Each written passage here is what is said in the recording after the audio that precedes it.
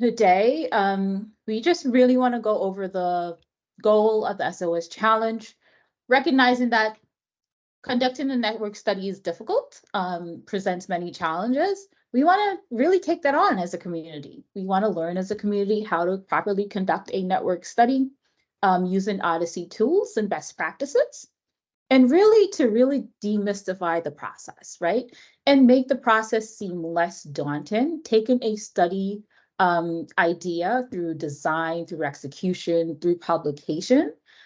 We really want to make that task a little bit easier. So with that being said, we decided to do the SOS study challenge, and we will be providing support through every step of the way. To do that, we'll be doing weekly tutorials. As Craig mentioned, we'll do that every Tuesday in 2 different time zones. First one being at 11 a.m. during our global community call, and the second one being at 7 p.m. Eastern Standard Time. That corresponds more with the APAC time zone. Weekly workshops will be done as well, and these will be on Thursdays or Fridays, and I'll announce those on or Tuesday calls ahead of time. This week, I just want to note there's no tutorial or workshop this week. There's no workshop this week. Before I go any further, I really want to thank everyone who participated. We've had 35 submissions. We've had over 100 collaborators signed up, and everyone showed interest in all 4 studies. So with that being said, we actually are going to move forward with all 4 studies. 2 of those studies will be going live, and 2 will be done asynchronously. The first one that will be going live, and we'll hear a little bit more about this today, is Sidney Kai's study of Johns Hopkins University looking at intraviral anti-VEGF and kidney failure.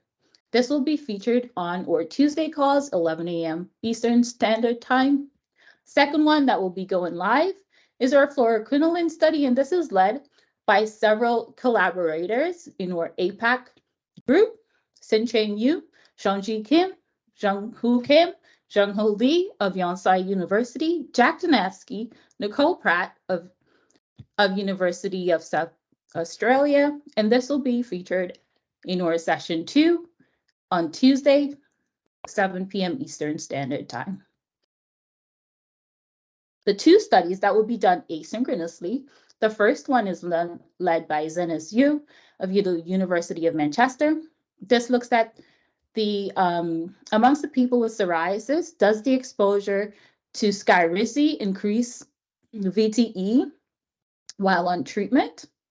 The second one is led by Thamir Al-Shamari, and this looks at the incidence of PML in multiple sclerosis treatment. So we have 4 different studies. How can you participate? You've heard me say this before. You can become a data partner. You can do participate in the protocol development, data diagnostics, phenotype development and evaluation, analysis design, network study execution, and many more. So today, in particular, I'm calling for all of our data partners and contributors. If you haven't done so by filling out the previous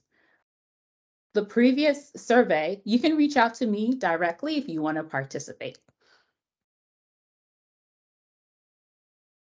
This is really just a schedule of events. You've seen this before. Today, we're kicking off our challenge, and then we'll move into our tutorials. I just want to point out that we'll have several tutorials going on, and also at the same time, we'll be completing different stages of the manuscripts, and each study leads are actually responsible for driving this through. But we will definitely be needing your help. So please reach out. There are channels that are created for collaboration. We'll perform tutorials on each of these topics. And I also just want to highlight that where you see these highlighted, those are dates when we'll ask our data partners to run study packages. And I'll be reaching out to you on that.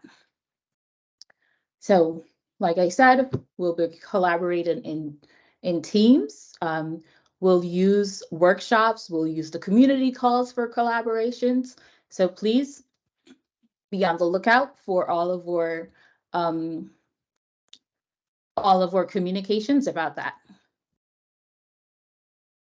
To encourage collaborations, we also have the each study team lead has 4 different channels that's created in our general Odyssey tenants. You can find that here. So you can quickly go in, follow the conversation, or just raise your hand and say, I want to participate. I'm not going to spend too much time here. Craig already mentioned this. We have an SOS challenge homepage where you can find all of the information that I spoke about today. And with that, I'm just going to allow some time for Sydney to give us a quick overview of her study. Thank you. I am so excited to work on this study with everyone here in the community. So just as a super quick recap, this is a project looking at intravitreal anti-VEGF and kidney failure. So blinding diseases affect hundreds of millions of patients around the world, but intravitreal injections or inside the eye injections of a class of medications called anti-vascular endothelial growth factor medications or anti-VEGF are effective in treating those blinding conditions. But when we give these medications systemically, we know that they're toxic to the kidneys, but we don't know what the kidney impacts are when we give these medications intravitreally. And of the 3 most commonly used medications, ranibizumab, aflibercept, and bevacizumab, ranibizumab actually has the least systemic absorption. So we're hypothesizing if there is a kidney impact with these intravitreal anti-VEGF medications, we'll see the least impact among patients who get ranibizumab as compared to aflibercept and bevacizumab. So we're framing this project as a comparative safety study, estimating the comparative risk of kidney failure associated with intravitreal anti-VEGF medication exposure in patients with blinding diseases. And we're basically doing 3 pairwise comparisons among those 3 commonly used anti-VEGF medications. And so if we do find a difference in risk of kidney failure, then I, as a treating ophthalmologist, can select the safest medication and treatment for my patients, which is great. So I'm really looking forward to drawing on the expertise of the community to answer this really important question. So if you're interested in contributing, like Jody-Ann said, please, reach out to her, reach out to me, shoot me a message on Teams or, shoot me an email, just let us know.